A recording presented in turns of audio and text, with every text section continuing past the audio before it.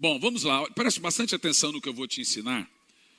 Como toda pregação que eu gosto de começar, eu gosto de fazer um panorama para daí ensinar. Esse panorama introdutório, ele é muito importante para você entender a confecção da doutrina. Se eu entro direto ao ponto, tem gente que nem sabe do que se trata.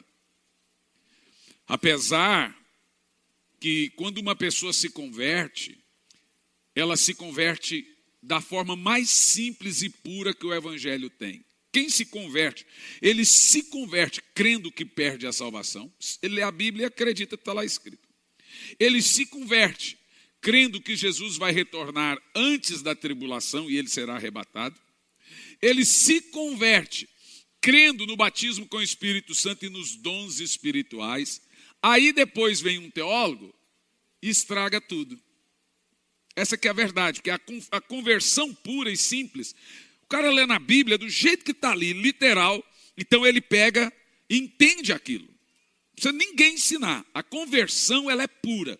Não precisa nenhum teólogo te ensinar nada de escatologia, nada. Ele leu, ele entende. Aí ele vai ouvir alguns pregadores e teólogos, aí eles começam a esmirilar, dar uma esmirilada. Eu sei que essa linguagem é do Nordeste, mas dá para entender aqui também. Dá uma esmirilada, e aí você começa, não, estou entendendo, na realidade você está desentendendo. Nós precisamos compreender que é muito simples a exposição e a pregação do Evangelho. Então vamos compreender um pouquinho disso aí. Os termos que eu vou usar aqui são termos teológicos, não são termos bíblicos. Então também cabe a mim te explicar o porquê desses termos teológicos no que tange à doutrina das últimas coisas. A Bíblia Sagrada, ela é entendida de três maneiras: literal, tipológica e simbólica. Ela também é constituída de 10 doutrinas. São elas: teologia, estudo de Deus; cristologia, estudo de Cristo; paracretologia, o estudo do Espírito Santo; angelologia, o estudo dos anjos; antropologia, o estudo dos homens; soterologia, da salvação; hamartiologia, do pecado; bibliologia, da Bíblia Sagrada; e a última, escatologia. Escato, a palavra escato é a palavra fim. E a palavra logia ou logoi é a palavra estudo. Então, escatologoi ou escatologia. A escatologia ou escatologoi é a última doutrina na Bíblia Sagrada. Qual é o nível de importância da escatologia, da escatologoi? O nível da importância da escatologia é o fato de você estudar o final de todas as coisas. Por exemplo, o ensino da escatologia, no caso moderno, ele é tirado de Mateus, no seu capítulo 24. Por favor, Tiago, põe desde o verso 1, Mateus 24, desde o verso 1. E aí, para você entender o porquê existe a escatologia, Mateus 24 começa falando disso. O próprio Senhor Jesus dá uma importância gigante e muito grande para o ensino das últimas coisas. E quando Jesus ia saindo do templo, aproximou-se dele seus discípulos para mostrar a estrutura do templo. Jesus está saindo do templo, os discípulos agora estão com o coração cheios de ego, o templo é a grande glória e orgulho do judeu, e eles olham, Jesus, olha isso aqui, olha essa beleza, olha como esse templo é bonito, olha isso. E Jesus gosta de jogar uma água no chope, né, das pessoas. Jesus, porém, lhes disse: não vedes todo esse templo aqui? Em verdade vos digo que não ficará aqui pedra sobre pedra que não seja tirado. Congela. O termo pedra sobre pedra não está ligado ao final dos tempos e nem à novela da Globo. O termo pedra sobre pedra aí está ligado à invasão no ano 70 de um general romano chamado General Tito. Jesus, quando ele vai falar do final dos tempos, ele responde a 3 perguntas dos discípulos. E aí você vai entender por que Jesus usa o termo não ficará aqui nesse templo, não ficará nesse templo, pedra sobre pedra que não seja tirado. Você quer ver? Continua o texto. E estando assentado no Monte das Oliveiras, chegaram-se os seus discípulos, em particular, dizendo, presta atenção, irmãos, que eles fazem 3 perguntas a Jesus. Dize-nos, Senhor, quando serão essas coisas? Que coisas? Pedra sobre pedra ser tirado. Segunda pergunta, e que sinal haverá da tua vinda? Terceira pergunta, e que sinal haverá do fim do mundo? Aqui começa a escatologia. Se você também caminhar por Apocalipse, o livro de Apocalipse contém também 3 perguntas iniciais de todos os seus capítulos. Então o Senhor diz a João, escreve as coisas que vistes, escreve as coisas que são, e escreve as coisas que serão depois dessas.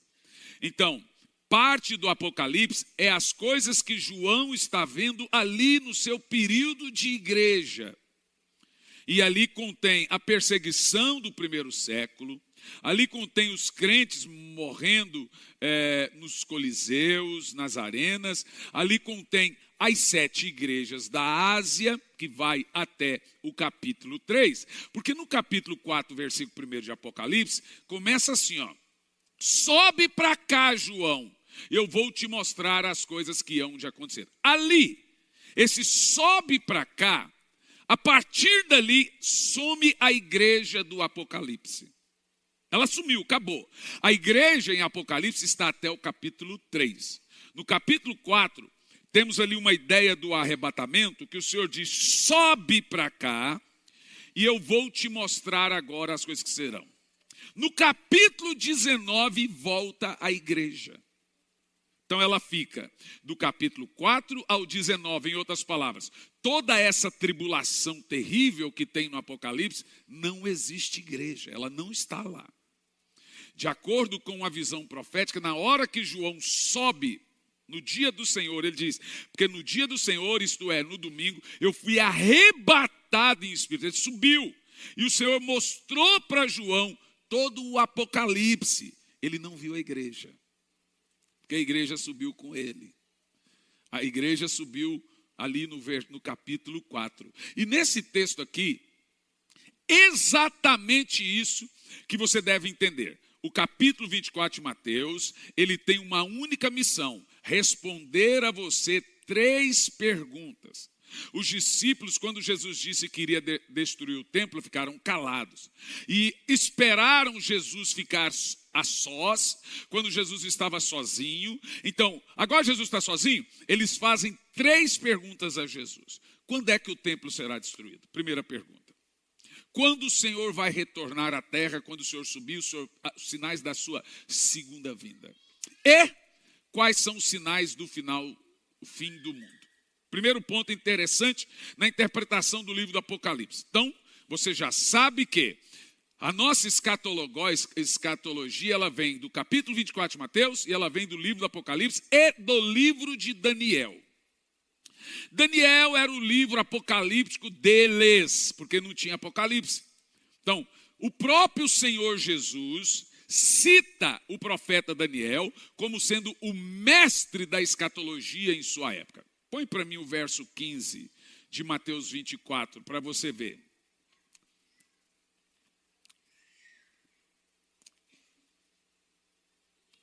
Quando, pois, vistes, presta atenção, a abominação da desolação de que falou o profeta Daniel, presta atenção.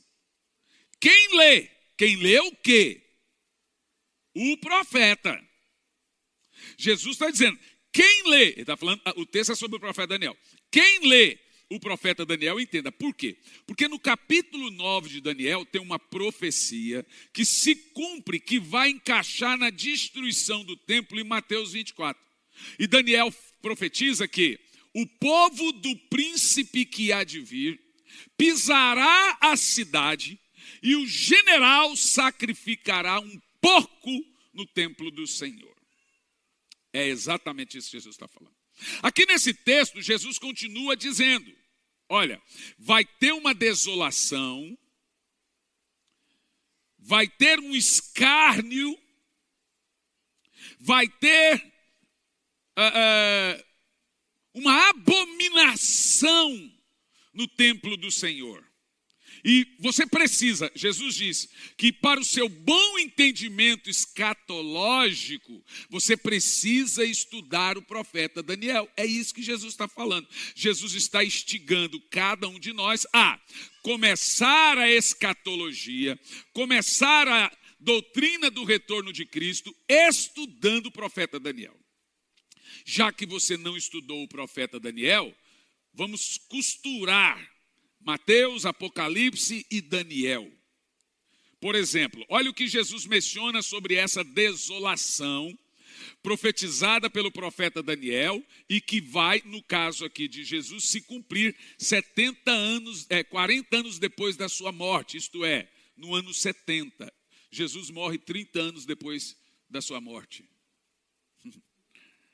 É verdade, tem um vácuo de 30 anos do nascimento de Cristo, é comparado.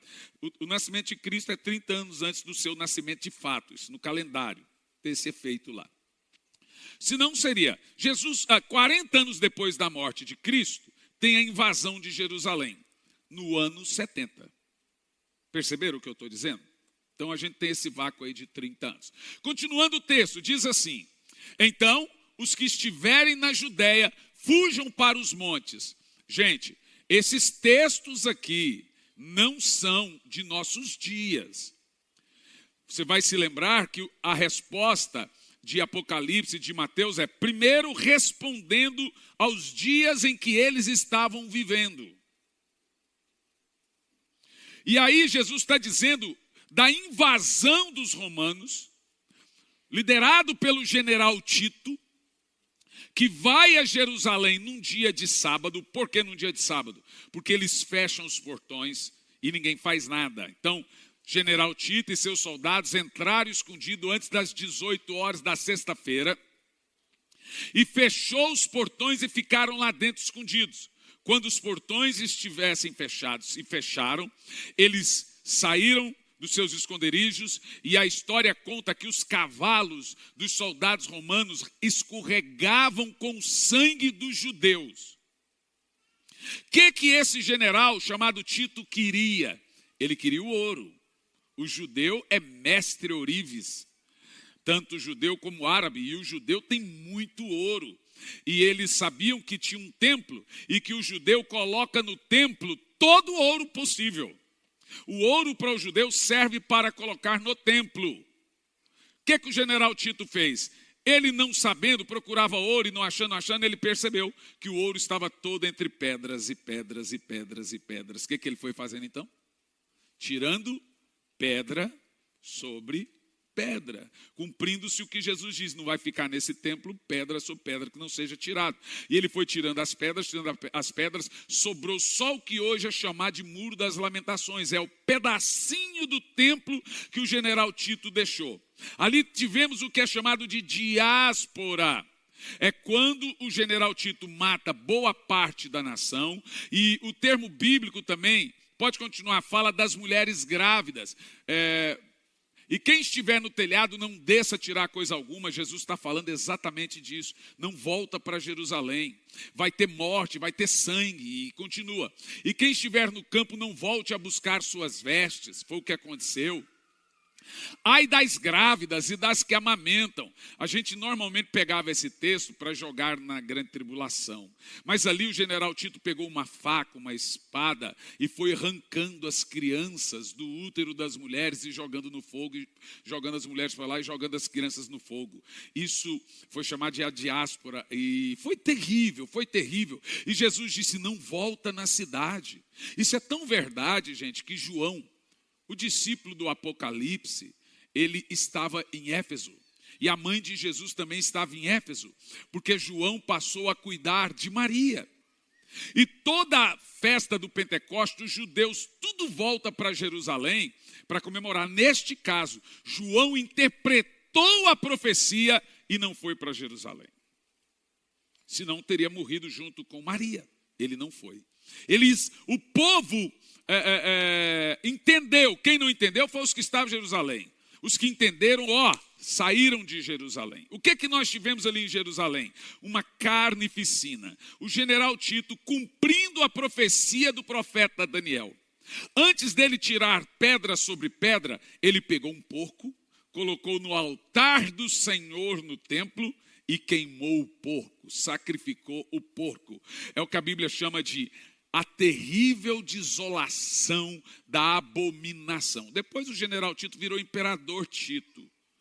Até então, quando nós pegamos esse pequeno, vago entendimento, vamos entender uma coisa muito simples aqui nesse entendimento.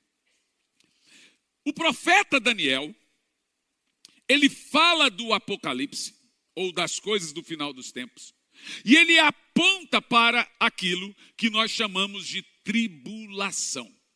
Quantos anos é a grande tribulação, gente? Quantos anos? Bom, vocês não sabem? Então fale com a boca, vai lá. 7 anos? Olha, o pior que não. Na realidade, a verdadeira grande tribulação é de 490 anos. É 70 semanas vezes 7, que dá um total de 490 anos. Então vamos lá entender, viu? Esse é o ponto mais importante. Quando o Senhor deu a escatologia para Daniel, Daniel começa assim, 70 semanas estão determinadas sobre ti, ó Israel. Com qual propósito?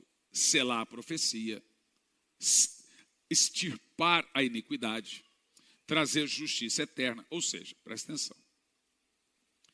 Se você não lê Daniel, você vai ficar nessa briguinha que fazem por aí. E, infelizmente, os teólogos tradicionais não leem Daniel, porque eles sabem que se ler Daniel não dá para fugir do arrebatamento. Então, o que eles falam que Daniel é? Poético. Mas não tem como Daniel ser poético. É o livro mais histórico, que tem mais precisão histórica do mundo.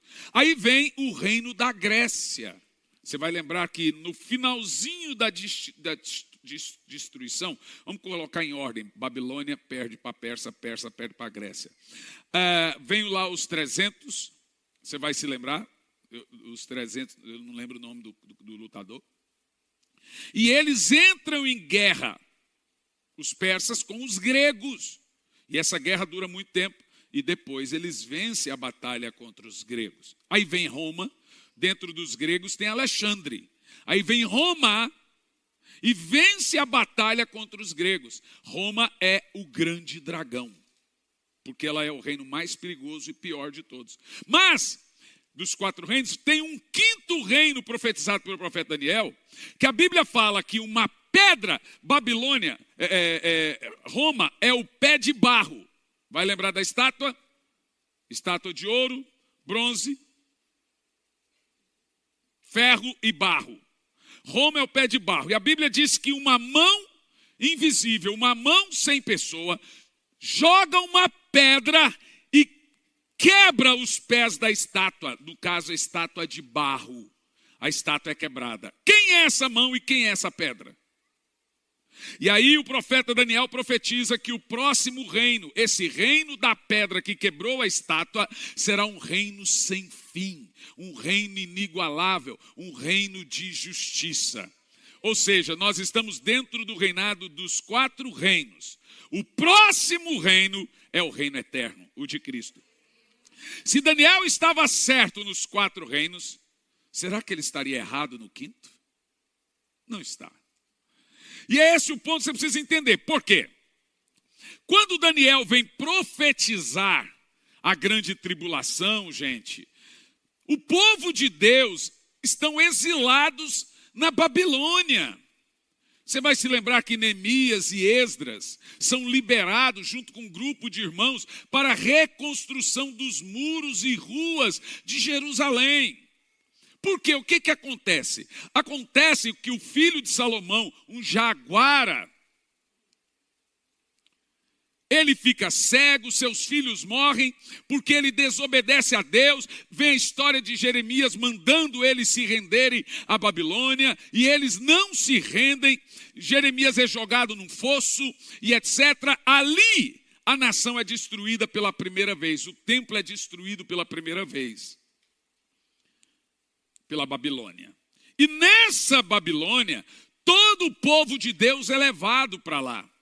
Vai passando anos e anos e anos, chega uma hora que o rei permite os judeus voltarem para a sua terra para reconstruir a cidade. Aí você tem toda a história de Neemias e Esdras. E aí Daniel está antes disso, vocês se lembram. Daniel profetiza o futuro disso, ele está dentro da Babilônia, profetizando os 3 reinos futuros. Mas tem uma coisa que Deus dá para Daniel. O que Deus dá para Daniel? O final dos tempos e o retorno de Cristo. Mas ele traz uma coisa que vocês precisam entender. Ele diz assim: eu vejo, diz Daniel, 70 semanas sobre a nação de Israel. 70 semanas dividido por 7. Olha o que ele diz. A semana começa a contar. Em Israel não tem a palavra semana, tá, gente? É só a palavra 7. Por isso que a gente tem que fazer um curtucionismo da semana. A semana não existe em Israel. O 7, a semana começa a contar dentro da profecia de Daniel, no exato dia que Neemias chega na cidade. A hora que Neemias chega na cidade, começa a contar as 70 semanas, que daria um total de 490. Então a profecia era essa: 490 semanas para estipar, etc. E aí então Jesus voltaria. Olha como fácil você entender a profecia. O que acontece? Começa a contar em Esdras, começa a contar em Neemias as 70 semanas de Daniel. Como é que isso pode ser poético? Com toda a precisão dessa, como é que isso pode ser poético? É porque as profecias de Daniel, elas denunciam severamente quem não crê no retorno de Cristo. Só que tem um pequeno problema. Daniel profetiza que a semana vem contando 7 anos, 7 anos, 7 anos, 7 anos, 7 anos. Cada semana é 7 anos, para dar 490 sets de 7 anos. 70 sets de 7 anos, 490 anos. O problema é que quando você vai chegar até Jesus, a semana ela vai parando e vai contando, vai parando e vai contando. Quando chega até Jesus, o profeta Daniel profetiza que na semana de número 69, o Messias morre. Gente, está isso lá no livro de Daniel. Ou seja, na profecia de Daniel, Jesus morre dentro das 70 semanas. Vamos entender uma coisa aqui? Vamos entender? Essa profecia de Mateus 24 está dentro das 70 semanas. Claro para os irmãos? Então, quando Jesus fala da grande tribulação, os olhos dele é as 70 semanas. Por quê? Tanto que é verdade que Jesus fala da profecia de Daniel. Então, Jesus, quando vai falar da grande tribulação, quando ele começa falando da grande tribulação, ele manda você olhar para Daniel para as 70 semanas. Então ele cita as pedras sobre pedras, ele cita o general Tito, ele cita o porco sacrificado, tudo isso profetizado de Daniel. Agora, vamos lá. As 70 semanas. 70 semanas vezes 7. Foi enviado para quem? Para quem? Fala lá alto, gente. Para Israel. 70 semanas estão destinadas à nação de Israel. Por causa de seus pecados e idolatrias, são 70 semanas destinadas para purificar eles do pecado. Porque o que purifica alguém do pecado é o fogo. Então, a grande tribulação, as semanas de Daniel foram destinadas para Israel. A igreja nem existia. Não tem texto dizendo 70 semanas estão destinadas para Israel e igreja. É muito importante você saber que Israel na profecia é Israel, que igreja na profecia é igreja e mundo na profecia é mundo. Ou seja, a Bíblia conversa com 3 povos: Israel, mundo e igreja. Igreja não é judeu e igreja não é mundo. Igreja é a noiva do Cordeiro e o judeu vai se tornar igreja. Como fala em Zacarias 14, verso 12. Um só será seu nome e um só será seu Deus. Um povo só. O véu que nos separa, já não separa mais. É isso que está no texto. Porém, o detalhe mais importante de tudo que você está ouvindo é que se a profecia de desolação, se a profecia de destruição foi dado a Israel, Israel deixa de existir 40 anos depois de Cristo, no ano 70. Sem Israel não tem profecia. Aí você pergunta, mas a profecia das 70 semanas parou de contar por quê? A Bíblia inteira, no Novo Testamento, chama o que nós chamamos de a grande tribulação, 7 anos, a Bíblia chama de a última semana de Daniel. São 70 semanas. Na semana de número 69, Jesus morre. Israel deixa de existir na semana de número 69. Sem Israel não tem cumprimento de profecia. Se a profecia é para eles, Israel some do mapa. Não tem mais nação de Israel. Se não tem mais nação de Israel, não tem mais profecia. Olha que coisa poderosa. No ano 70, a profecia para de contar. Na semana de número 69. Para Jesus voltar, só resta uma semaninha de 7 anos a ser contada. De 70.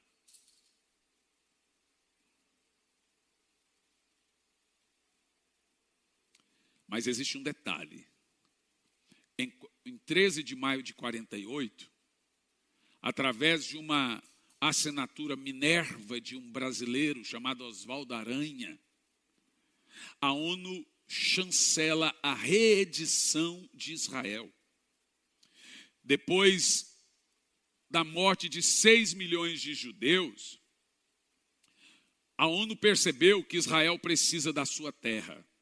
Então, Jerusalém existia, só não oficialmente. Então, tem as cruzadas, tem os otomanos, tem os muçulmanos, ali que nascem os muçulmanos.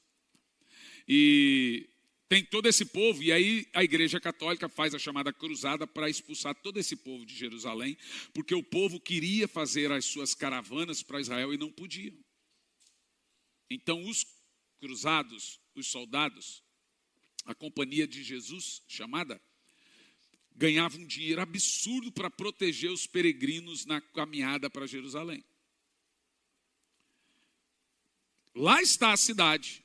Os otomanos constroem a mesquita de Omar, que é o domo, em cima do domo da rocha onde era o templo do Senhor. Os muçulmanos e otomanos constroem a mesquita de Omar. Isso é uma abominação também.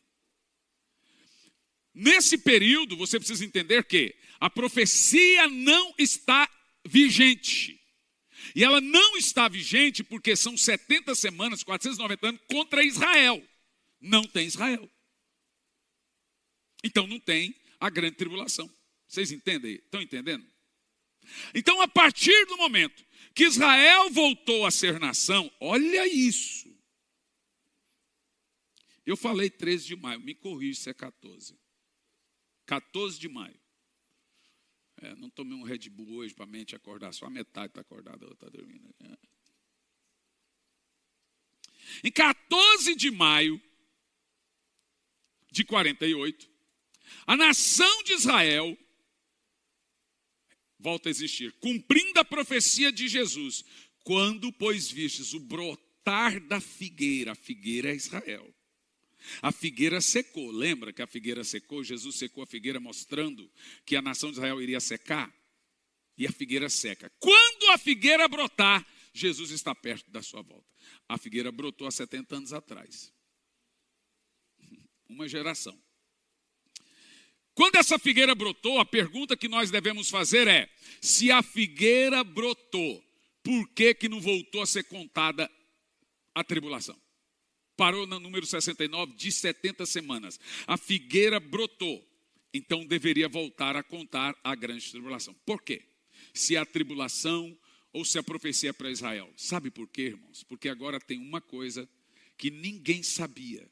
A Bíblia diz que era um mistério escondido. Só Deus sabia. No meio de tanta confusão, você também esconderia sua esposa. O grande mistério escondido na Bíblia é a igreja. Lúcifer olhou e viu 2 tronos no céu. Ele disse: aquele trono lá não faz sentido. Por que tem um trono vazio? Lúcifer falou assim: eu me assentarei ao lado de Deus. Ele nunca falou que ia se assentar acima de Deus.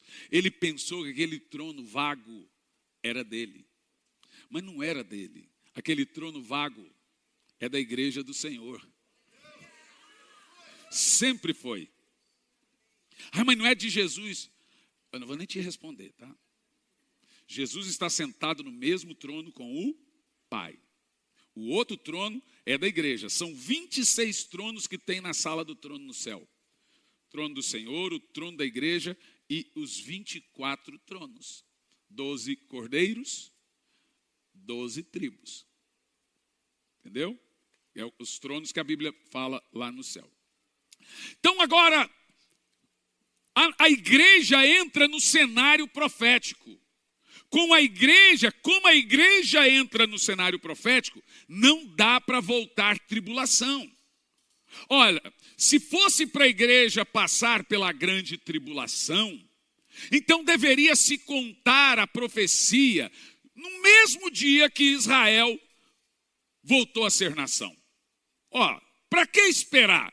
É para esperar, porque a Bíblia Sagrada afirma e reafirma que a igreja do Senhor não participa da profecia das 70 semanas.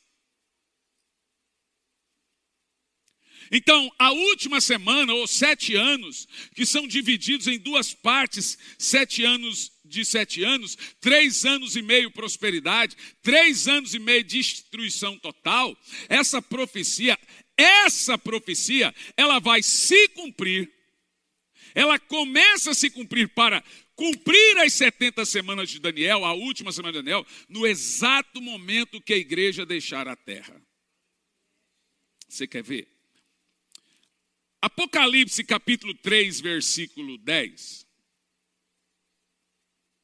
Não, vamos pegar, o primeiro texto que está aí é 3 e 10, né, Tiago? Pega ele mesmo.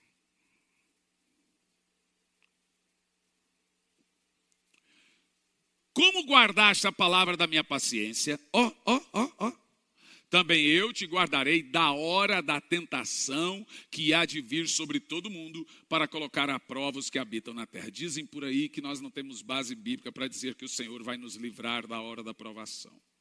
Mas sabe por que eles falam isso? Porque eles sabem que a maioria não lê Bíblia. Aí cola tudo que eles falam. É só o que tem na Bíblia, é Bíblia. E dentro da Bíblia tem mais Bíblia ainda. E o que eu estou reafirmando a você é que só o que tem na Bíblia é palavra de Deus.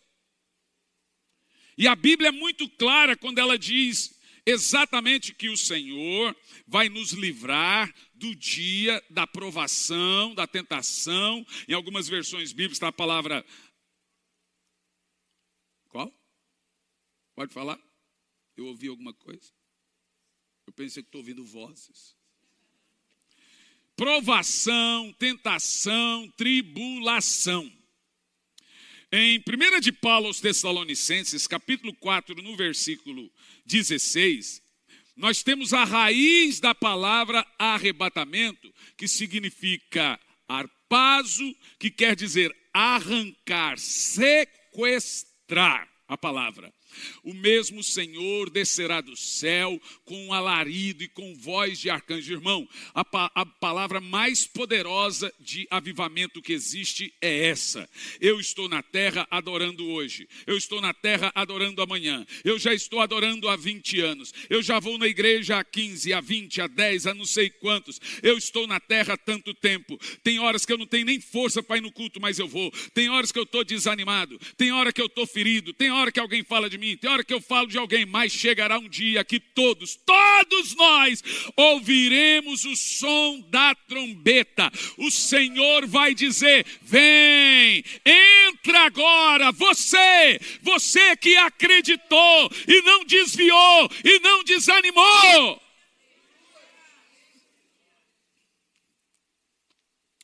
Esse texto não é uma ladainha.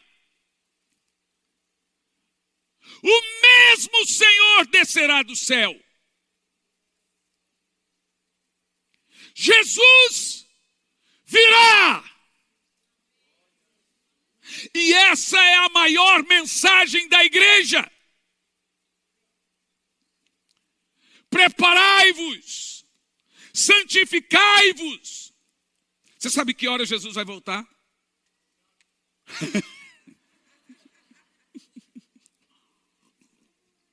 É o que a Bíblia diz. O ladrão da noite. Talvez é por isso que o Senhor reclama tanto para a gente orar nas madrugadas. Lá na roça se diz para não ser pego de botina.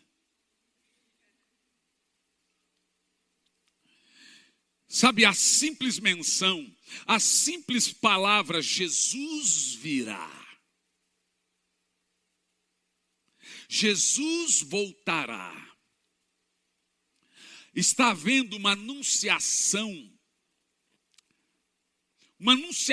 acelerada do retorno de Cristo já há 4 anos. Pandemia, tsunamis, violências, coisas terríveis, cataclismos, essas enchentes inexplicáveis, seca, doenças, o povo se desviando. Só no Brasil temos 25 milhões de desigrejados. Irmãos, nunca estivemos tão perto do retorno de Cristo quanto estamos hoje. Jesus pode voltar hoje. Jesus pode voltar agora mesmo.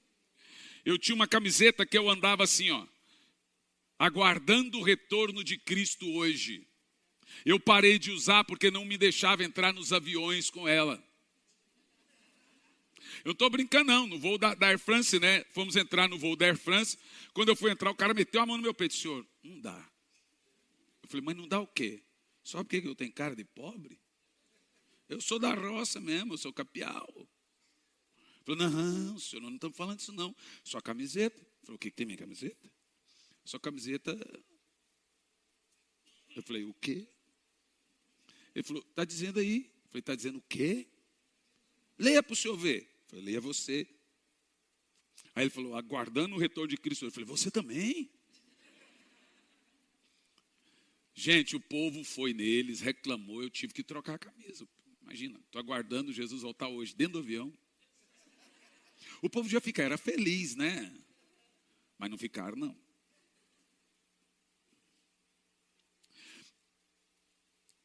Eu, sinceramente, fico muito triste, porque hoje, se nós que amamos o retorno de Cristo, eu tenho livros sobre isso, eu dou aula sobre isso, prego sobre isso, a gente tem pregado pouco, imagina as igrejas. Eu acho que a gente deveria, pelo menos 1, 2 vezes por mês, pregar sobre o retorno de Cristo.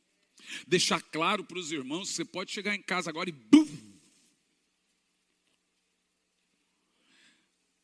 Que coisa poderosa. Nós temos que entender o porquê que o Senhor vai livrar a sua igreja da tribulação. Primeiro, nós acreditamos que existem 3 povos, Israel, igreja e mundo. Nós cremos que existe promessa só para Israel, promessa só para o mundo e promessa somente para a igreja. Mas nós cremos que a que mais encontra base bíblica é entender que a promessa que Deus tem para a igreja é de que a igreja não será escape de ter correções. No exato momento que nós chegarmos no céu, haverá um julgamento dos crentes, chamado de tribunal de Cristo. Paulo afirma: todos compareceremos diante do tribunal de Cristo. Então daremos conta das coisas que fizemos por meio do corpo ao Senhor. Então Paulo diz que mesmo salvo, vai ter umas cintadas lá no céu. Em segundo lugar, primeiro lugar aqui que temos, por que o Senhor vai livrar a igreja? A igreja, de acordo com a Bíblia, não é designada para a ira de Deus. 1 Tessalonicenses 1, do 9 ao 10.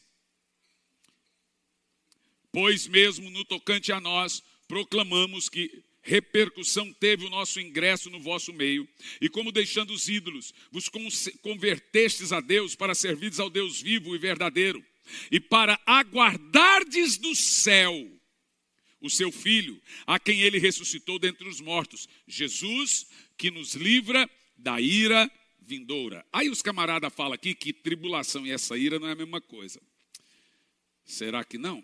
A preposição da palavra "da" aqui, quando a Bíblia diz: o Senhor te livra da ira, o Senhor te livra da tentação, o Senhor te livra da tribulação, a palavra que nós temos aqui da palavra ira vindoura, a palavra grega apo, que significa partir de um lugar para o outro. Então é nítido que o Senhor vai nos tirar de um lugar e levar para outro lugar. 1 Tessalonicenses 5, do 1 ao 9, Paulo diz assim: irmãos, relativamente aos tempos, às épocas, não há necessidade que eu vos escreva, pois vós mesmos estáis inteirados com precisão.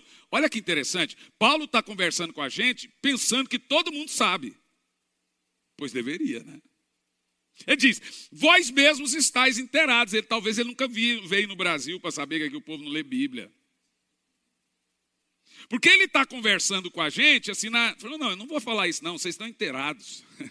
Ai, que dó. Vós estão inteirados, e ele diz mais ainda, com precisão. Fala nada.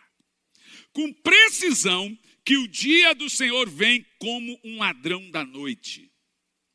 Quando andarem dizendo paz e segurança, eis que lhes sobrevirá repentina destruição, como vem de dores de parto que está prestes a dar à luz, e de nenhum modo escaparão. Olha lá, eles pegam esse texto, diz o seguinte, que Paulo está dizendo que nós não vamos escapar. Não é da gente que está falando não, é para o mundo. Muitos querem dizer que nenhum modo escaparão, mas olha o verso 4, mas vós, irmãos, quem não vai escapar? Vamos ver. Ele diz, não vai escapar da ira, vocês. E a igreja? É agora. Mas vós, irmãos, não estejais em trevas, para que esse dia, como ladrão, vos apanhe de surpresa. Porque vós sois filhos da luz e filhos do dia. Nós não somos da noite nem das trevas. Assim, pois, não durmamos como os demais. Pelo contrário, vigiemos e sejamos sóbrios. Ora, os que dormem, dormem de noite. Os que se embriagam, embriagam de noite. Nós, porém, somos os que são sóbrios, revestidos da couraça da fé e do amor, e tomando como capacete a esperança da salvação. Para que Deus, por quê? Porque Deus não nos destinou para a ira, mas para alcançarmos a salvação mediante Jesus Cristo. Você não foi destinado a estar num julgamento da ira de Deus. Em Apocalipse 3:10, porque guardastes a palavra da minha perseverança. Isso aqui é para os irmãos que não estão desigrejados, tá? Eu quero dizer que a coisa vai piorar. Você vai se decepcionar muito mais. Então, você tem que tomar a decisão. O que você vai fazer com as suas decepções?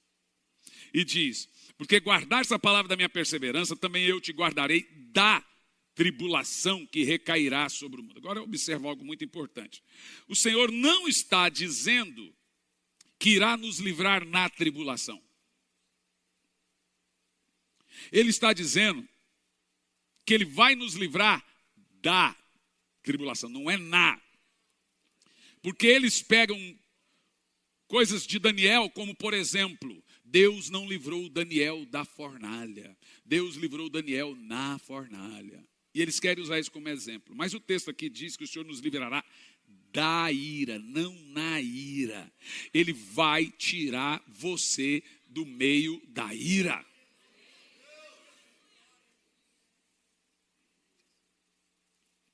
A preposição aí, a palavra da palavra da hora, é a palavra ek, e e k, ou ex, e e x, de onde surgiu nossa palavra portuguesa saída, inglesa exit, hebraica êxodo. Por isso está ali o e e o x, ou ek. Deus vai te tirar da ek. Por quê? A promessa bíblica do retorno de Cristo é que o Senhor vai fazer mais uma vez um êxodo do Egito. Eu gosto de chamar o retorno de Cristo, inclusive, de o segundo êxodo.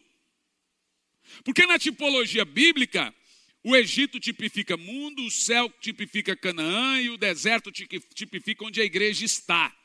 Na profecia bíblica, o faraó tipifica Satanás. O Senhor nos tira do Egito, das garras do diabo. Estamos trilhando o caminho pelo deserto, rumo a Canaã. Então, a maneira bíblica do Senhor nos prometer que nós vamos chegar ao céu é usando exemplos como o povo saindo do Egito, e as pragas são exemplos da grande tribulação que vai recair pragas também.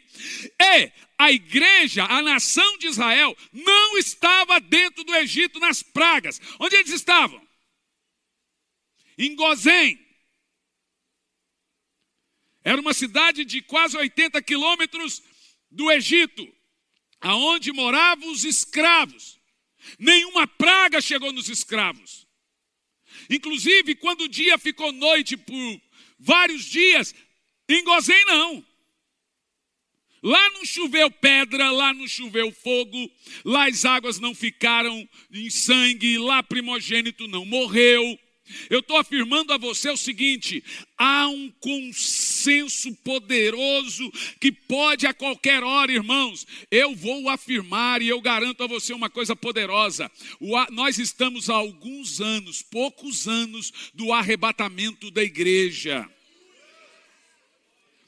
Por isso que Maria Éter, sentada junto com William Seymour em 1909, ela olhou, ela foi considerada a maior profetisa, servo de Deus de todos os tempos. Tudo, o respeito que ela tinha era grande. Ela falou: irmão Seymour, o Espírito Santo está me dizendo que daqui 100 anos nós vamos ter outro avivamento maior que esse.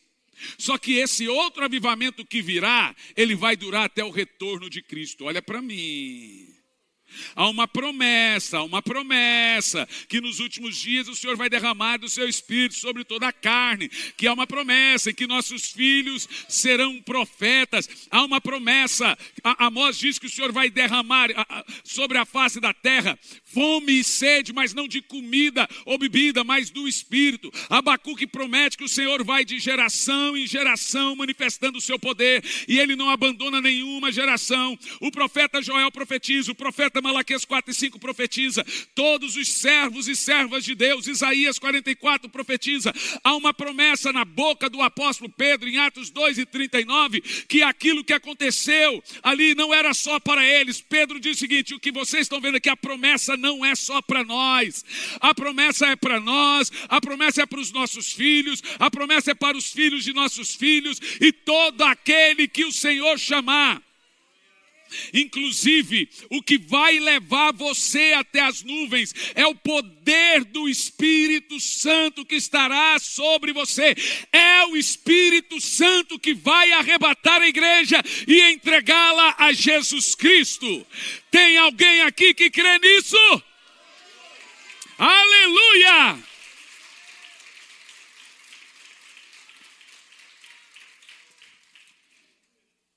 E preciosos irmãos, dentro dos exemplos do arrebatamento, nós temos, por exemplo, os dias de Ló.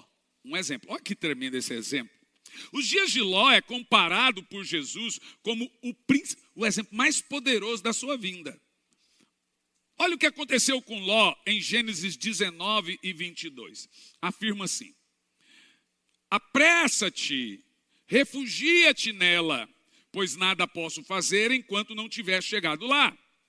Por isso chamou a cidade Zoar, o nome da cidade. A história que é a seguinte: os anjos chegaram para Ló e falou assim, olha que poderoso, tem algum lugar que vocês podem se refugiar? Ló falou, tem uma cidade chamada Zoar. O anjo disse para ele, corre. Enquanto você não chegar em Zoar, eu não posso destruir a cidade. Sabe por quê? Porque o Senhor prometeu para Abraão. Abraão disse, mas meus parentes estão lá. Aí o Senhor disse para Abraão, enquanto tiver um justo, eu te prometo que não destrua a cidade. É forte ou não é, gente? Está vendo? Por que não tem tribulação no mundo ainda? Porque a igreja está aqui. Ah, mas a igreja está cheia de falha. Mas enquanto tiver um. O senhor não vai. Não vai. E tem gente que ama tanta tribulação, quer passar, pode passar. Não tem objeção nenhuma. É facinho passar pela tribulação. Quer passar? Pode passar. Ninguém está te impedindo. Eu não quero. Alguém quer aqui? Então pronto.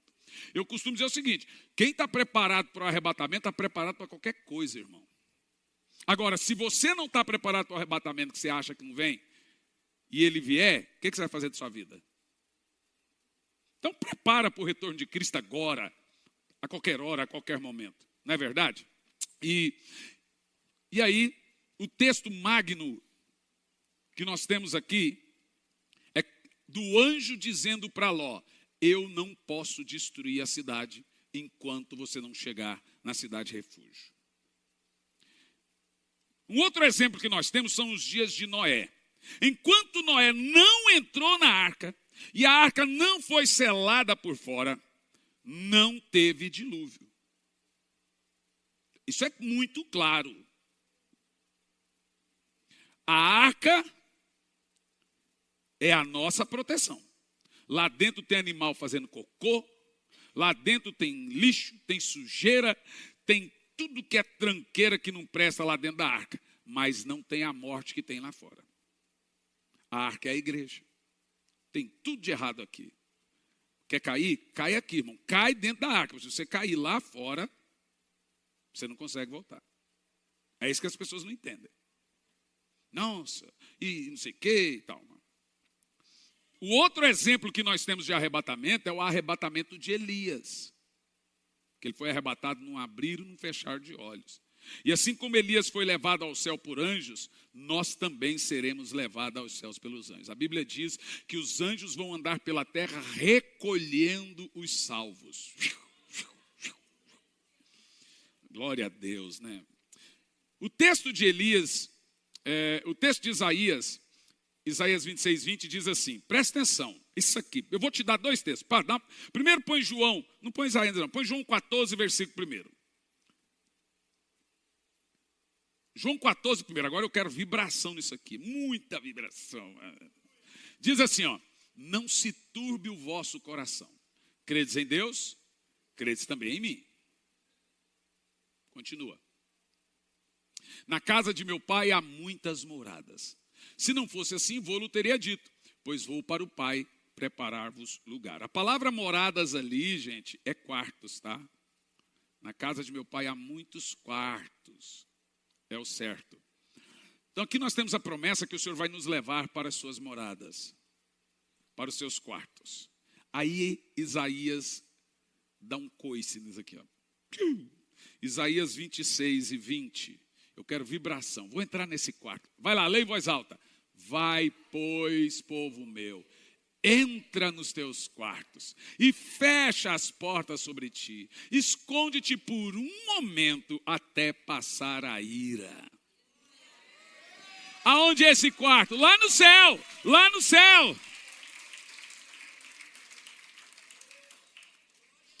Gente, para mim é muito poderoso, não é verdade? Eu vou parar por aqui, depois eu continuo.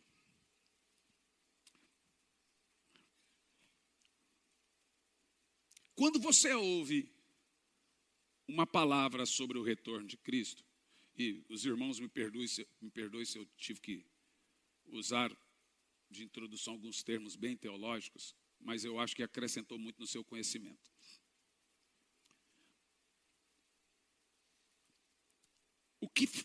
Qual é a reação que tem o seu coração? Como é que você vai voltar para casa hoje? Pensando o quê? Como é bom servir a Jesus. Como é bom adorar o Rei. Além do rio azul.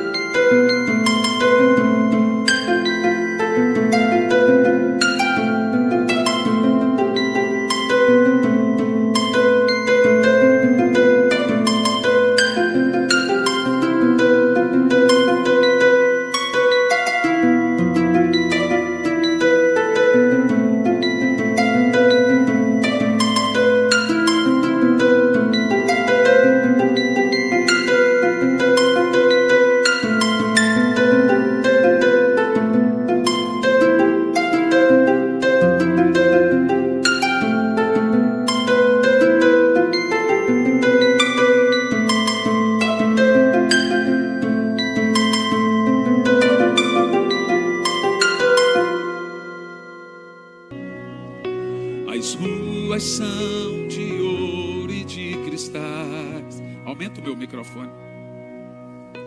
Ali tudo é vida, ali tudo é paz, morte e choro,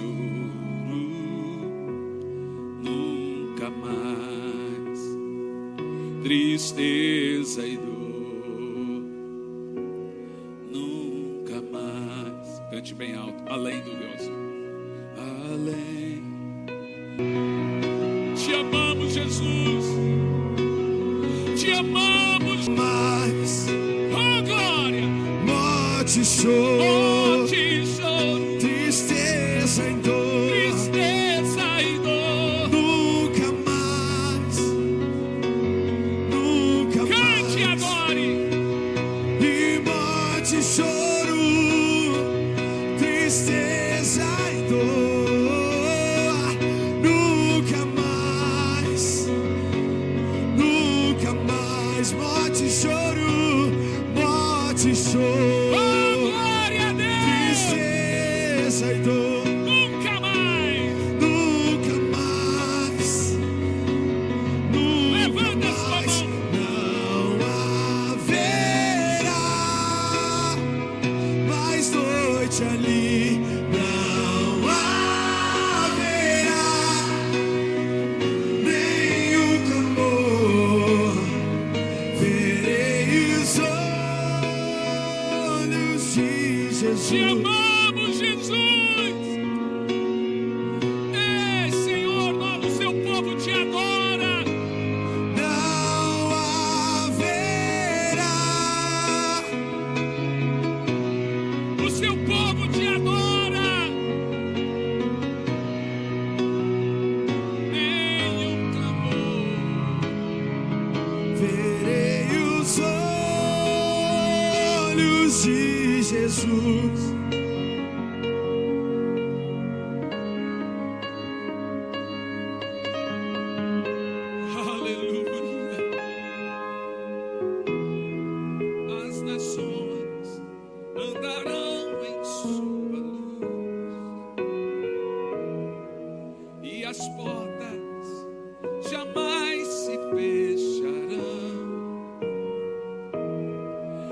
Cidade é de ouro puro,